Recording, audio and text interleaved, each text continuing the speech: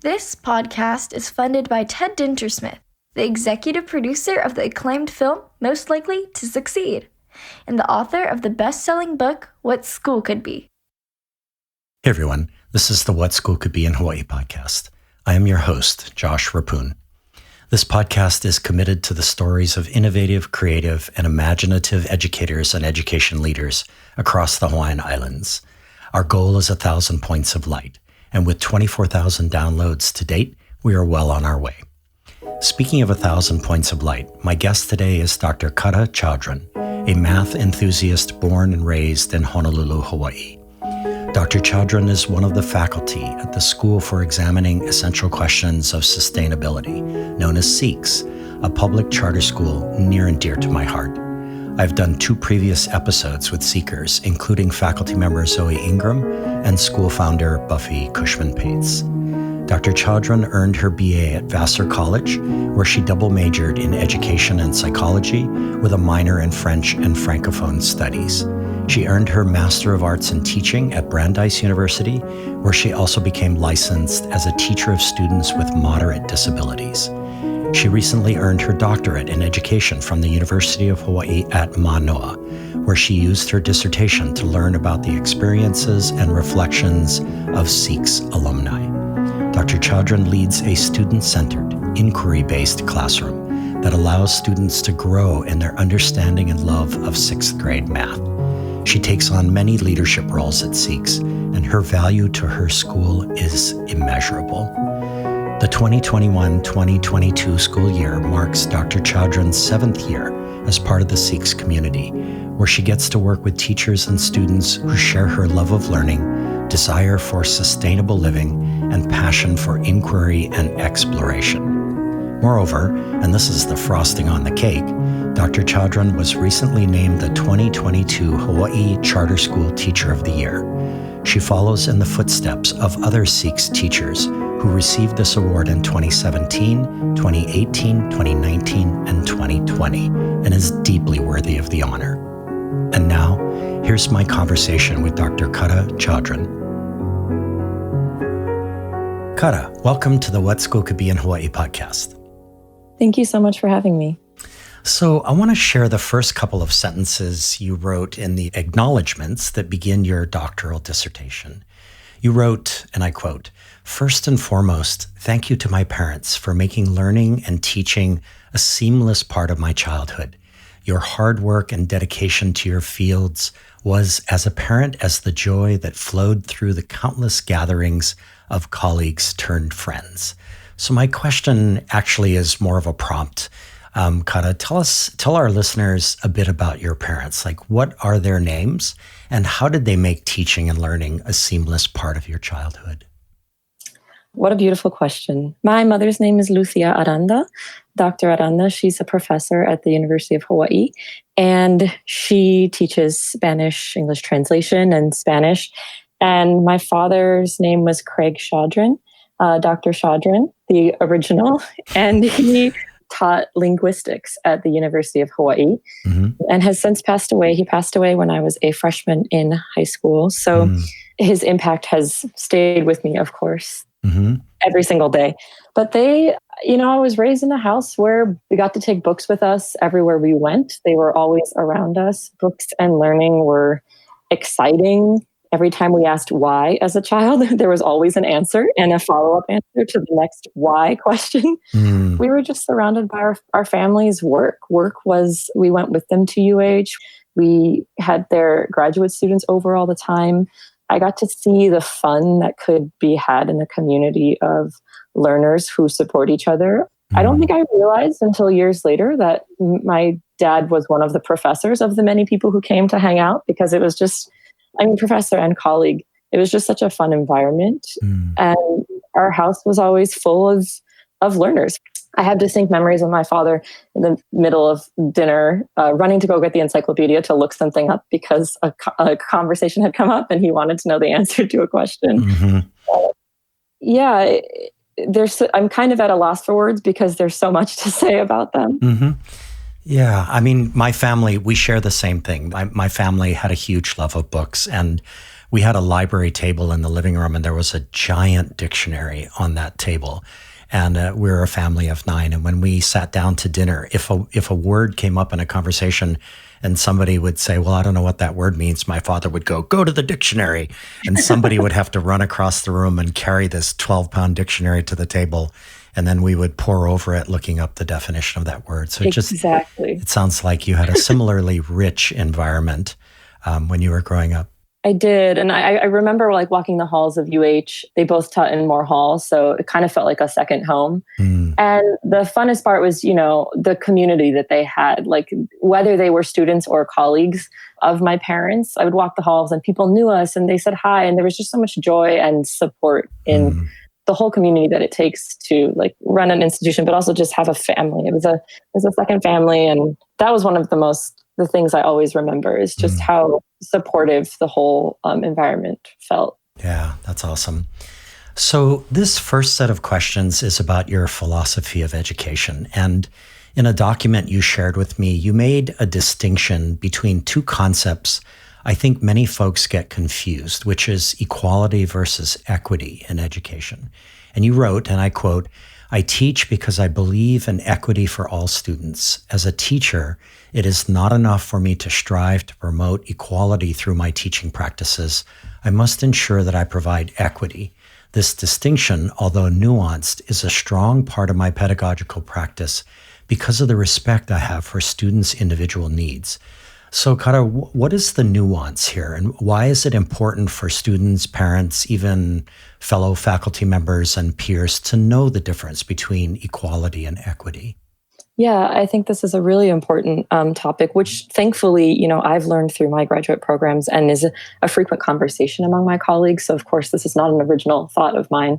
And at its basic level, equality means that everybody gets the same thing, and equity means that everybody gets what they need to access things in a fair way. So I've actually had transparent conversations with my students about this, where depending on your learning needs and where you're at, either with the content or your process of the way that you process your learning, you might need something different to access this topic than a different individual in the classroom. And it's up to me not only to recognize that, but also to work to provide it, and ultimately to have the students recognize what their needs are and advocate for them. That's the joy of teaching, really, is what each student needs from us, and being able to give them, through trial and error, definitely try to find exactly what it is they need to access their learning.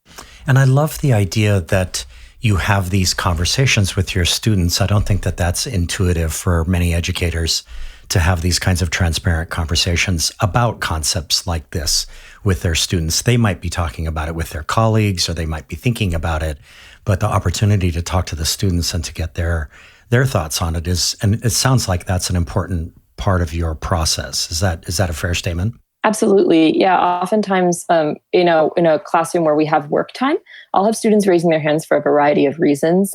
I try, to let them know, I see you, I'm coming.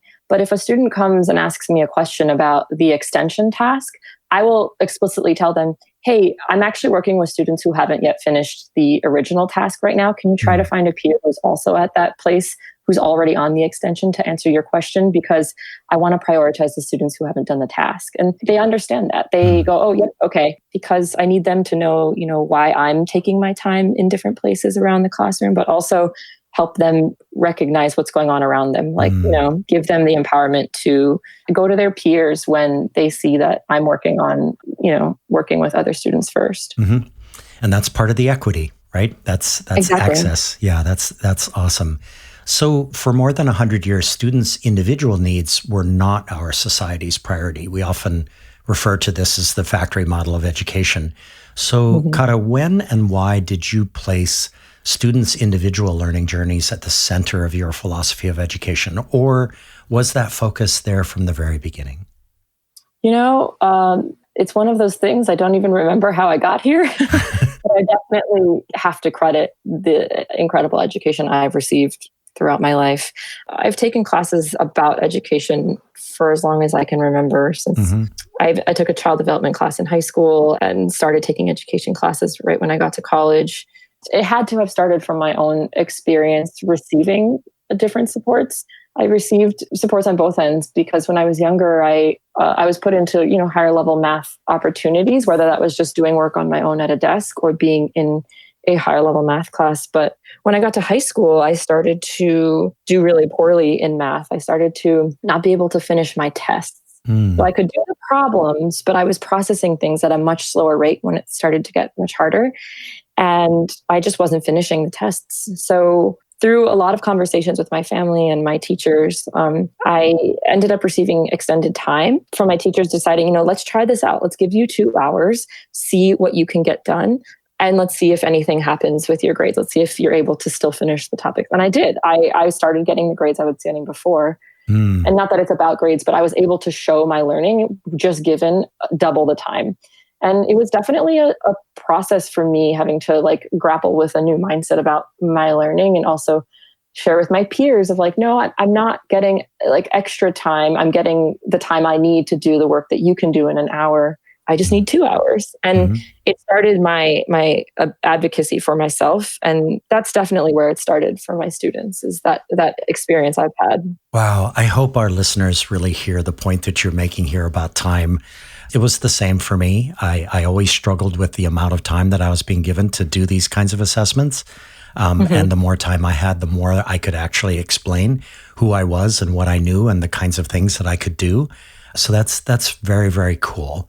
So at SEEQS, where you work, student-driven learning is a huge part, if not the core of your school's DNA. If I were walking around campus on a typical day as a visitor, what would I see and hear that demonstrates that value of student-driven learning? Wow. At the very basic level, you would see teachers listening to students. You may see teachers in the quote unquote front of the room at times, but you would see teachers walking around the classroom, bending down to students' level, sitting with students. Sometimes you don't even see the teacher when you first walk in because they're sitting at student level with them. And a lot of questions. So, we're an inquiry-based school where we honor inquiry-based approaches to learning. So there's a lot of moments where we actually pose questions to our students where we're not giving them an answer, we're asking them to grapple with a question. And I think that's an inherently student-driven practice in education because we are modeling the fact that we don't necessarily have all the right answers, but we're instead valuing the process of students asking their own questions. And these are big questions. I mean, essential questions as a concept are built to have countless different answers and literally not have one specific answer. And with that model as our foundation for every course, because every course has an essential question that guides that discipline, and we have guiding questions throughout our units, I hope we're showing the students, your thinking and your process is what matters here.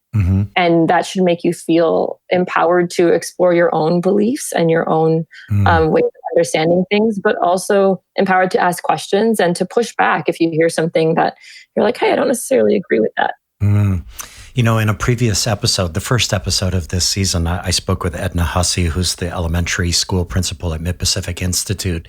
And we had a wonderful conversation about her observations of what she calls the astute teacher who knows when to step back. So that's what you're describing here, is an environment that's rich with listening, and also that the teacher is not necessarily at the front or even at the center, that there's this astuteness that's in play, and the astuteness of stepping back and letting students or giving students the opportunity to explore these essential questions fully and completely. It sounds like that's what I would be seeing, right? Exactly. And also knowing that if there are times when, there's times when direct instruction is necessary, but our philosophy is that we're transparent about that. If I have to stop the class and say something and address all of them, I'll tell them why. I'll say, I've gotten the same question 5 times. I may have been unclear. Let me clarify this for you. So I don't shy away from saying, hey, I have an answer that might help you for part of this process, but I'm going to be very transparent and tell you why I'm sharing this information with you at this point in the learning process. Yeah, that's super interesting. So SEEQS executive director on this podcast talked about a very cool equation that has to do with time and values. She noted what a school spends its time on reflects its values. So, Cara, there are only 24 hours in a day, and typically 8 of them are spent sleeping, hopefully. So what can we learn about your values through what you spend your time on?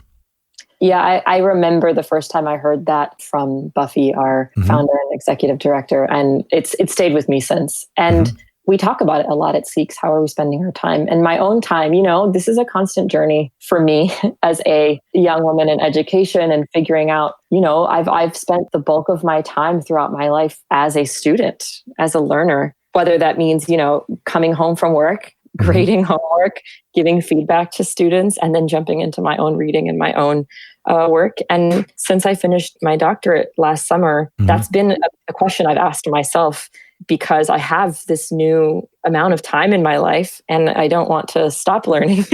Right. I'll drive from a place of where I'm working toward. I'm really working toward valuing my own mental health and self-care, especially. And when I lose sight of that, my highest motivation is like, how can I empower my students by modeling what I would hope for them, So I drive from that place of trying to take care of myself.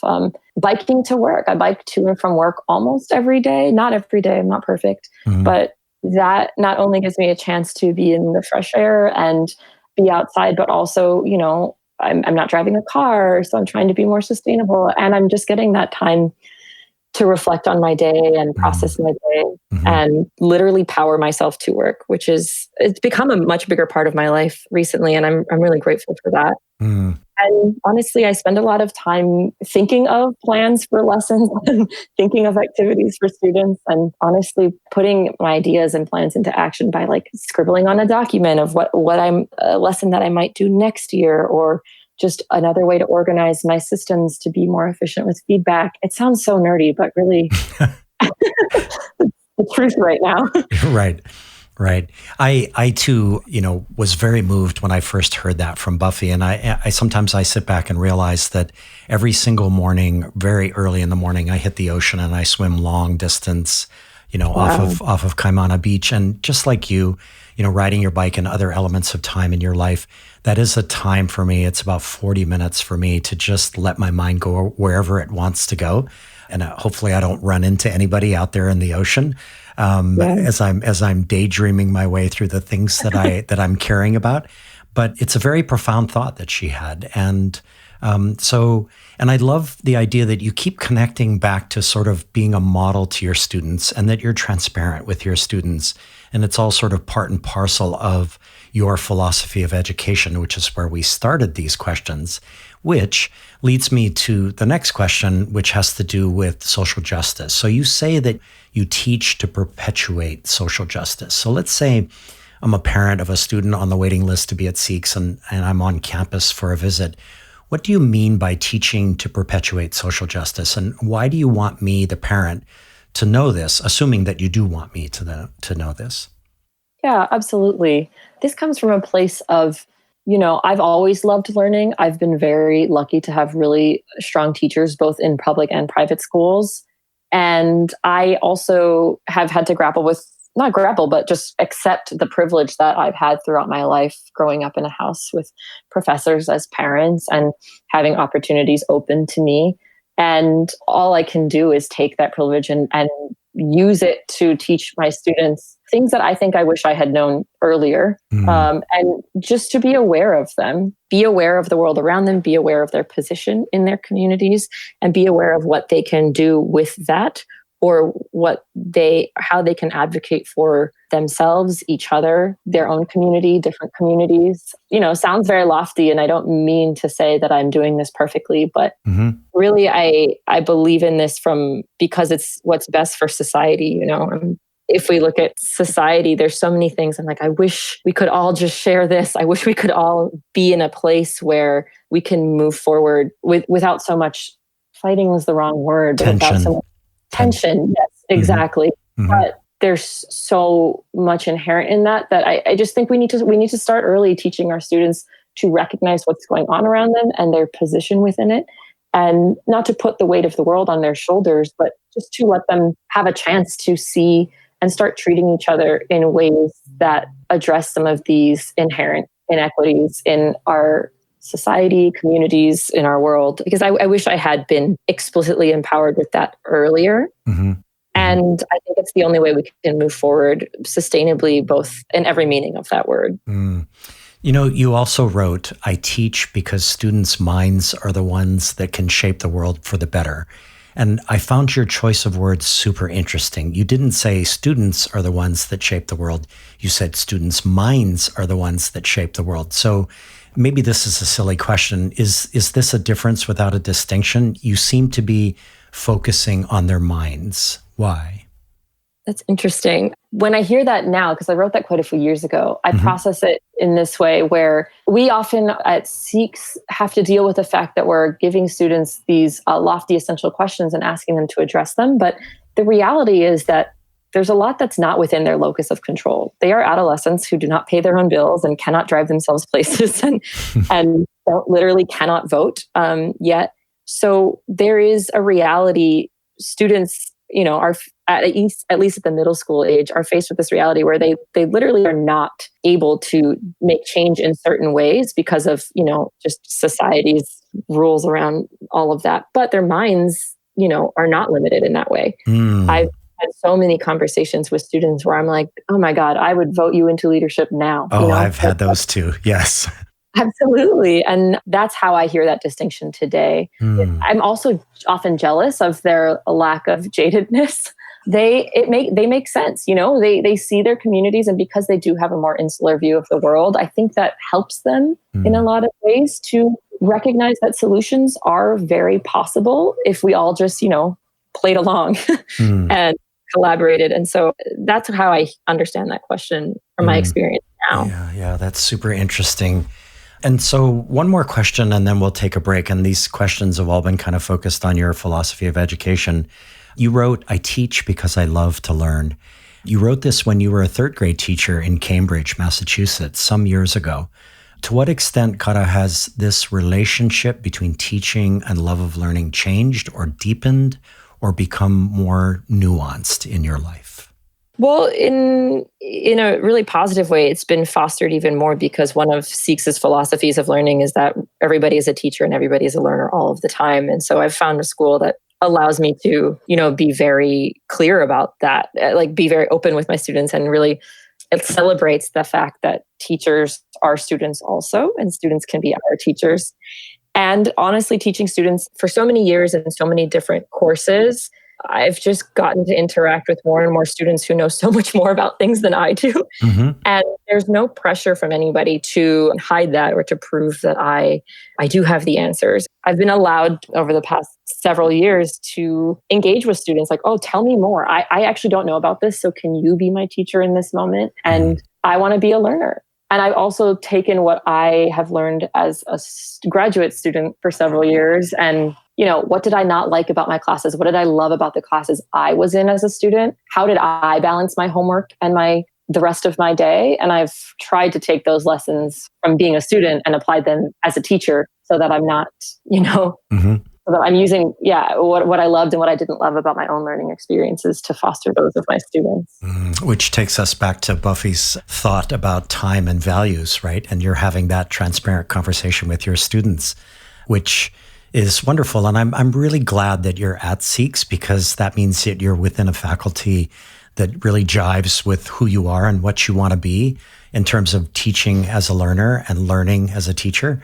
That's really awesome. So, absolutely. Hey everyone, stay with us. After this short break, we'll come back with more questions for Cara Chaudron. Hi friends, Toy Hirschman here from the Entre Ed Talk podcast. I am super excited to support the What School Could Be in Hawai'i podcast hosted by none other than the amazing Josh Rappoon. And I also want to give a big shout out to all of the incredible educators in Hawaii who are doing unreal things in the entrepreneurship and design-based thinking spaces. I hope you all subscribe and listen to What School Could Be in Hawaii. And also, hey, why not check out the Entre Ed Talk podcast, where we interview stellar entrepreneurial educators and entrepreneurs from across the country and globe. I cannot wait to connect with you. Hey everyone, this is the What School Could Be in Hawaii podcast, and we are back with Cara Chaudron, our 2022 Charter School Teacher of the Year and a faculty member at SEEQS. So Cara, these next set of questions focus on your teaching practice. You provided me with lesson plans you wrote while getting your first graduate degree at Brandeis. You were teaching third grade, as I previously noted, and I went through these lesson plans for math, differentiated reading, understanding the Declaration of Independence and the life of Phyllis Wheatley, and much more. So my question has to do with relevance. You might want me, young Josh Rapun at Ben Parker Elementary in Kaneohe, to understand and know how to measure the area of a shape or how one gains independence. But how do you guide me towards relevance? Like, how do you help me care about either of these things? That's a great question that I feel like I ask myself very regularly as a teacher in any class that I'm teaching. You know, why does this matter? Because they will ask you, why does this matter? Why are we learning this? Right. By looking around us is my simplest answer. So with math, it's easy to say, oh, it's all around us, but I really try my best. And this is always a work in progress for me, but let's look around the classroom. Mm-hmm. What do we see around us?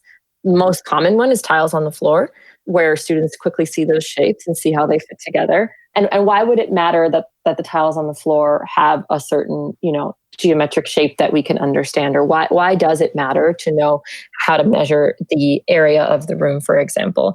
Mm-hmm. And at the third grade level, and at the sixth grade level as well, it's a matter of like, well, what can we do with that information? Because all of this, by this I mean all of the lessons that we learn are really just more tools in our toolbox, as they are for me. Same for students at any age. Anything we learn is just another tool in our toolbox to eventually tackle a problem or just a situation in our life that we just have more options to address it if we have more tools in our toolbox. So if we wanted to change something about the space that we're in, first we need to understand the space that we're in. We need to understand how much butcher paper do we need if we want to cover this wall in a different color, or how many tiles would it take to retile the floor? Not that young students are thinking about retiling the floor, but they think about like fun carpet choices potentially, or ways to paint the walls of their room, or just to reconfigure their spaces. I teach a floor plan project where students design their own floor plans for spaces in sixth grade.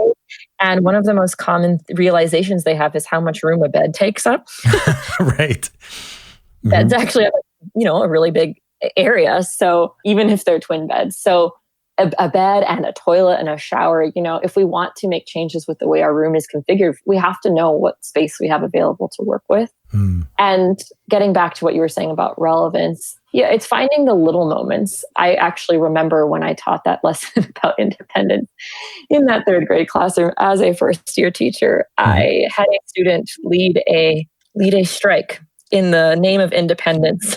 Wow. It resulted in a march around the room and a declaration of their own independence from having to engage in something about the work. And it was a really lovely moment where it required me to not only, address the student where they were at, but also recognize, yes, absolutely, even at your young age, you can fight for things that you want that are within your control. Wow. That's so remarkable, because I taught AP US history at the high school level. And at the time that I was teaching at La Pietra, and that AP US and all of these AP courses are really a grind. They're a terrible grind. And you have to cover, 40 miles and you can only go an inch deep on the whole thing. And there was this moment, I had these big windows on the side of the classroom. There was this moment where there was a really, really big test coming up and nobody showed up. None of my students showed up for the test. And at some point I was wondering what was going on, and I looked out the window and they were all standing outside the classroom, and one of them stepped forward with a document in her hand, a piece of paper. It was actually a big piece of parchment paper. And she handed it through the window, and it was the Declaration of Independence rewritten for the moment. It was basically, setting the pathway forward for independence from Josh Rapun, the tyrant teacher. And they'd all signed it. And there was even the John Hancock signature, the giant signature. One student had put it at the top. And I ended up framing that, and it's actually here in my little podcast studio. It's one of the most treasured things that I have. And I also remember that at some point I told them, look, your grades are really going to go down. And that killed the rebellion right there.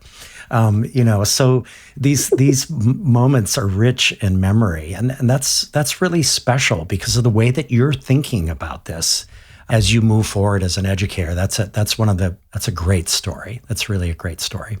Yeah, I love your story also. I think it would be such a mistake to see these moments as teachers and squash them and be like, oh, but you're not doing the assignment. When in fact, by behaving in this way, they are not only processing the assignment or the topic at least, but enacting it in such a more powerful way than it would be to, write a paper or complete a worksheet or whatever it may be. I really try to hold on to capturing that and realizing that, pausing in the moment, like, what are they telling me through this behavior? Yeah. They're actually telling me that they heard me and that they really are testing it out in their own life. And I think that is the most beautiful part of moments like that. Yeah, that's fantastic. I actually went out and framed that almost immediately, and I put it up in the classroom, and then we all owned it. We owned the moment together, That was really cool. So let's say that you have a kid at SEEQS who clearly loves social studies, history, storytelling, reading, and writing. She has no visible interest in math. Why, and this is sort of a meta question, like why keep guiding, mentoring, and coaching her towards a set of math skills? Like, what is the argument for developing math skills and understanding math? And I asked this question kind of in the context of a zillion department meetings I sat through where everybody argued about what kids needed to know as if it was a pie. And if you took part of the pie, then somebody else got less of the pie. So what is that about for you? It comes back to filling their toolbox and creating opportunities for them to be fluent and successful in their everyday life. So if I had when I'm faced with students who are just really not feeling what either the topic that we're currently working on or math as a whole, I try to talk with them, and actually all students, about, the reality is that you don't necessarily need to remember greatest common factor in adulthood because you can Google it. That is true. But what I often tell them is that a calculator is only as useful as the person using it. Because if you don't understand the logic behind the way numbers are fitting together and the relationship between those numbers, you're not going to know what to look up. You're not going to know how to use the incredible technological tools we have today. So I try to make them recognize that, okay, so you didn't do so great on this one test. That's okay. But I really want them to take away the importance of just having fluency in recognizing the way numbers work and the logic behind relationships between numbers, because they're going to have to make purchases. They're going to have to set budgets. They're going to have to invest their money ideally at some point, or make decisions about going into debt to pursue education if that's something that they want. But wanting to empower them with a toolbox full of the basic way that numbers can work together and what it means to make a decision that has anything to do with numbers in their life is hopefully the place where they can find empowerment to continue getting more fluent. Me and my teachers often share with the students, the analogy with just working out our brains in terms of if a bodybuilder or a pro soccer player or a pro football player were to say, oh, I don't need to work out, I'm already super fit, I'm already at the top of my profession, they would lose that position very quickly. So we often make that analogy with math of we're really trying to keep our brains active and really work out our brains to keep ourselves warmed up and fluent in just being in basic problem solving, so that when it does come time to solve a problem in our own life, our muscles are warmed up. We do have the basic understanding that we need to tackle the problems that matter to us. I was going to ask you a question about sort of an extension of the last question about moving just from math skills to actually loving math. But let me preface it with a quick story. I hated math, unfortunately, as a child, as a middle school kid, as a high school kid, and as a college student. And maybe the most important math moment of my my life was when I was in college at the University of Oregon, and I got a memo from my father. Now, I know that sounds crazy, but it was literally a memo to Josh Rapun from Dr. Fred Rapun. And he was pointing out in the memo, very brief text of the memo, that I was spending my $240 for the whole year allowance a little bit too quickly. And I realized kind of in that moment what sort of that slide bar or that slide ruler really was, right? I was realizing the extent to which $20 on, a trip to, Portland to go play rugby or something like that had consequences.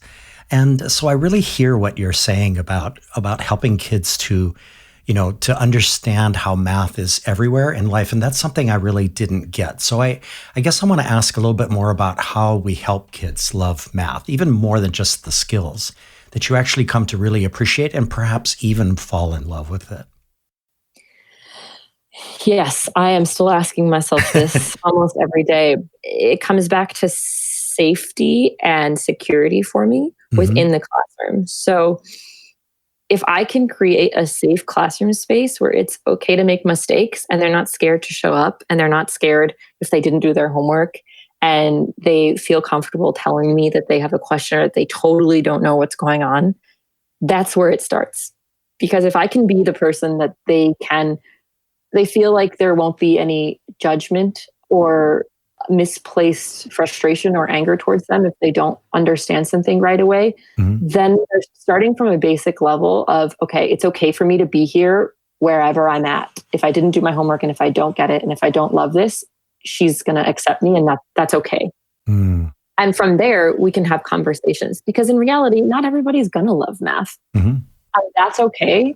But if they recognize that one, it is going to be important at some point in their life, and that two, they eventually can figure out a problem.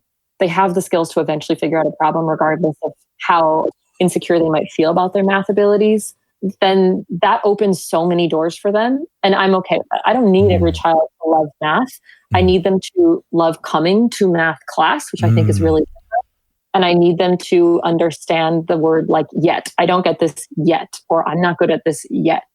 And some stuff might always be hard for them, especially with folks who have different learning abilities and literally their brain does not see or it switches numbers around on the paper. Like that's always going to be a challenge for some folks. And I don't mean to diminish those challenges, but if they can understand that, that their math teacher, Dr. Chaudron, hated math at one point and was failing it and didn't think that she could do it, then they can get past that as well.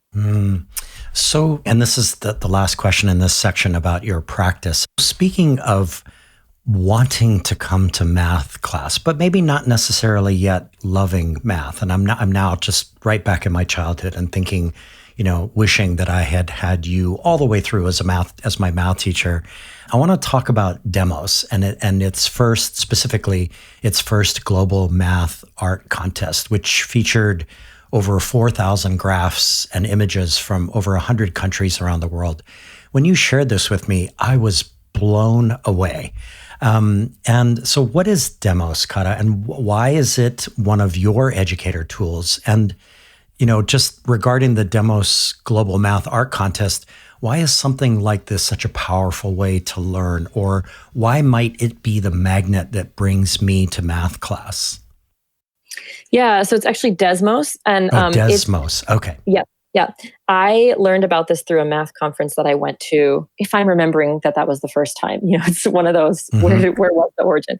I love Desmos because it is built with the concept that students having an easy access point to enter the activity or the lesson is crucial for their further engagement in it. So any Desmos activities, there's a lot of things you can do with Desmos. It has a graphing calculator option, which I use in my algebra class, but it has so many teacher created lessons they're actually more activities where students can go through a series of 5 to 10 different windows that build on each other. And the main point is that they're interactive. So what I love about it is everything starts with an easy access point of press this button and see what happens to the line, or drag this number into this space. And that's the first step. Like, you don't have to know any math to do the first window. It's just an interactive, like, click the button, see what happens. Go to the next window. And everything builds off of that initial interaction that they had. So the reason I use Desmo so much is because it's so beautifully built to allow for an easy access point and just super risk-friendly. Students can make mistakes, take risks with whatever activity they're doing. And all they have to do is go back a window or click retry to try the activity again. So there's literally no downside to guessing and checking and trying again. And from my perspective, it really promotes this, like, just resilience to, like, okay, well, if I have no idea what this assignment is about, I could even click and try and delete and try again and just see what happens. And I could even learn from just my own trial and error. And if I'm loving this and I do understand how it works, it allows the students to have an interactive and, like, visual based way to access the work, but also extension opportunities. I just think it's a beautiful digital playground to see how math concepts play out and to explore them. And I use it so much because it allows students to just play with a really, like, low risk way. And on the logistics side of it, it has a really great teacher dashboard where you can actually track all your students, what window they're at, what they've gotten correct, what they've gotten wrong. And you can pause their screens. It's just really teacher and student friendly. Wow, that sounds so interesting. You know, when I went into the art contest part and I was looking at these beautiful images, and just by accident, I clicked on one and all of a sudden a math equation showed up and I was like, what? Wow, this is amazing. And you know, what's so cool about this, you know, our conversation today is you're bringing up so many memories for me. When I was teaching again at La Pietra and I was teaching European history, and I was maybe one of the first teachers to be using what was called at the time a threaded conversation, but it was really a blog where you could, you know, respond via the comment section. And I remember one of the questions that I asked, and it was during the period of the Enlightenment during European history. So I asked this question, I put the quadratic equation up as the prompt, and I said, it seems like this is evidence of the existence of God. And wow, that conversation blew up, and it went on for weeks as the students sort of argued this out. And ultimately, Cara, I got called in by administration and read the riot act because the kids weren't doing their regular math worksheets. They were actually spending all their time in this blog.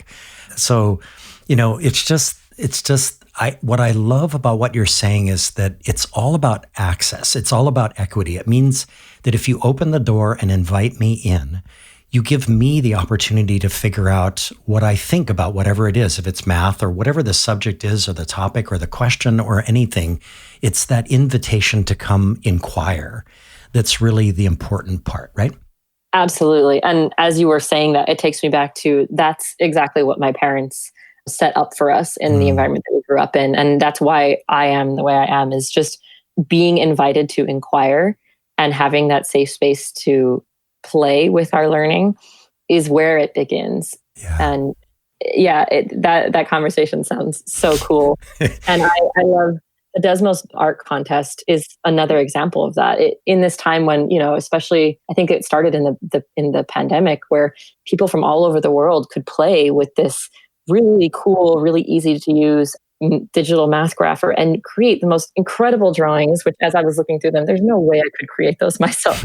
That's an example of, you know, students' minds being so capable of creating change. Like, given the tool and given this easy access point, this entry point, they created some incredible art that just speaks to how ready students are to explore their own learning and explore their own ideas when given the safe space and the access. Yeah, which brings us back to what we were talking about earlier about equality and equity, right? It circles right back to that idea. Absolutely. So hey, everyone, stay with us. After this short break, we'll come back with more questions for Cara Chaudron. This is Guy Kawasaki. If you want to learn how to be a remarkable person, please check out my podcast, Remarkable People.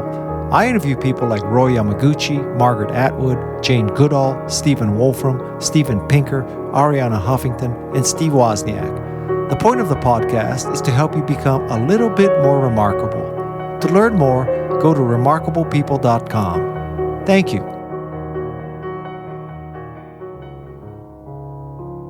Hey everyone, this is the What School Could Be in Hawaii podcast, and we are back with Cara Chaudron, a faculty member at the School for Examining Essential Questions of Sustainability. So Cara, in these last set of questions, which are more kind of meta 10,000 foot level, I want to ask about your doctoral dissertation, which explored the question, how can we learn from students' stories to impact the growth and development of our school? I love that question. So you were inspired to investigate this because you have stayed connected with many of your school's alumni, and you noticed patterns in the stories they told you about their transitions to high school. So what are those patterns, and what did you learn about what's happening to SEEQS students after they moved on from middle school to high school? Yeah, this is one of my favorite things to talk about because I love our students so much, and I love when I can stay in touch with them after they leave. Yeah, me too. They recognize that SEEQS prepared them for life, but not necessarily to navigate a giant, typical high school environment. Right. So what I found after, and I gave surveys to 12 students. It's a small sampling, and was also informed by just casual conversations throughout all of the years of having students come back to visit us, having siblings of our alumni at SEEQS, and staying in touch with them in that way. And what they shared with me was that they were so prepared for things like presentations and collaboration and group projects and long-term projects, because that was just inherent in everything they did at SEEQS. I had so many students comment on like, oh, we had to give a 2-minute presentation and my classmates were scared. And I was like, oh, this is 2 minutes? That's nothing. I can do this in my sleep. Like, just exude confidence around collaboration and presentation and skills like that we build into the SEEQS model. And because we don't teach to the test, and we don't have like really long note-taking sessions or tests that require like extremely long study sessions at SEEQS, and instead we have projects and papers and group discussions, that is one of the places where students were feeling like there's a disconnect between what SEEQS prepared them for and what they were asked to do in their high school environment. But when you think about it, that's one of the prices that educators have to grapple with when trying to, not just educators, anybody trying to change something needs to recognize that they're going to be existing within a community of people, or within a community of people continuing the traditional path. So it's a constant question of, okay, do I keep fighting for what I believe is right and the right way to do things for learners, or, at the expense of not preparing people possibly for the system with which they're going to enter, because it's stemming from the belief of like, but this is the way things should be. So I don't know if I'm being clear with that, but yeah, they felt that they were prepared for life and not necessarily prepared for a traditional school system. However, they did recognize one of the beautiful things that they shared was that their relationships with teachers was one of the most pivotal parts of their school experience, whether that meant strong relationships with teachers at SEEQS, or the lack of strong relationships with teachers, or even continued strong relationships with teachers in their new school environments. That was the first finding that I present in the dissertation, because it's such a valuable one, that those relationships with teachers were spoken about in a way that really showed that they were a pivotal part of the students' experience throughout their education in whatever space they were in. So, this question focused on what you heard from your students, but I kind of want to, maybe it's redundant, but I want to flip it and come back to you. When that moment comes, Cara, and your students leave SEEQS for high school, what's on your mind? What are you feeling in your heart? It's a beautiful question, because one of the things I feel most strongly is I hope they know that I meant everything I said. Oh, wow. So I hope they know that I meant it when I said, I believe in you. I'm always here for you. Please come back and visit. We will miss you. I say those things so often, but I really do believe them. I think it's one of the reasons I love being a teacher, because I love children and students and getting to form those relationships. And it's so hard. You have them for 3 years. And it's my favorite part of being a middle school teacher is watching that 6th to 8th grade incredible growth that they make. Right. And when they leave, you feel like they're part of your extended family, because every year it gets bigger. And I hope that they don't lose, because in 8th grade, they leave us and they're starting, they're really deep in adolescence and they're really coming into their own. And I hope so deeply that they hold on to the things that are beautiful about their curiosity and their comfort with themselves and don't lose sight of those along the way.